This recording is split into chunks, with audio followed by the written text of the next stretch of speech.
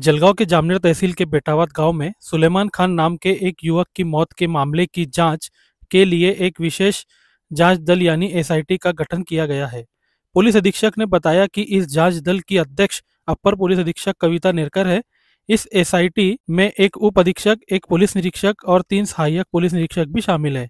Police अधीक्षक ने यह भी जानकारी दी कि इस एसआईटी को 90 दिनों के भीतर अपनी जांच पूरी करके रिपोर्ट सौंपनी होगी।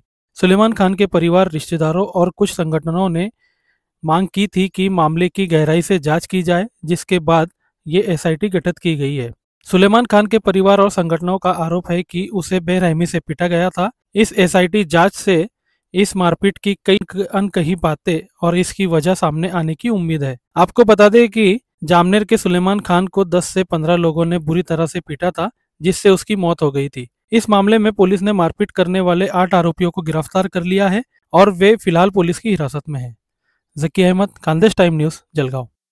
जे जामनेरच्या घटना झाल्या होत्या त्या घटनेच्या अनुषंगाने काही संघटना माझं भेट घेतलेलं आहे आणि त्यांचं रिलेटिव्स देखील माझं भेट घेतलेलं आहे। त्यांनी एक एसआयटी फॉर्म हवा म्हणून त्यांनी मागणी होत्या।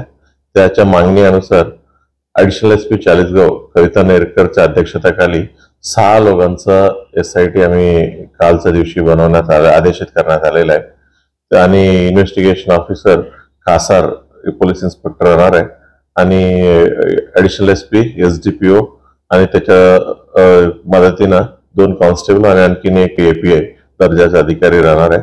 ही सर्व लोकांनी चांगल्या पद्धतीनं गुन्ह्याचा तपास करतील आणि चार्जशीट करतील। गुन्हे गंभीर गुन्हे असल्यामुळे 90 दिवसाची मुदत असतात आणि 90 दिवसाचा अगोदर ते पूर्ण तपास करून त्याच्यानंतर अहवाल आपल्याला सबमिट करतील। या गुन्ह्यामध्ये 8 आरोपी अटक करण्यात आलेले आहे।